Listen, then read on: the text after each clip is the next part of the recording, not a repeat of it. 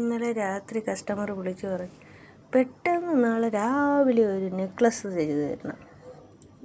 അതൊരു ഡ്രസ്സ് ഇവിടെ നിന്ന് കൊണ്ടുപോയതാണ്, അതിന് ചേരുന്ന ഒരെണ്ണം കൂടെ ചെയ്തു തരണം, രാവിലെ തന്നെ തരണേ. അങ്ങനെ രാവിലെ എഴുന്നേറ്റ് എവിടെ ഇരിക്കണം എന്നുള്ളത് കണ്ടില്ല.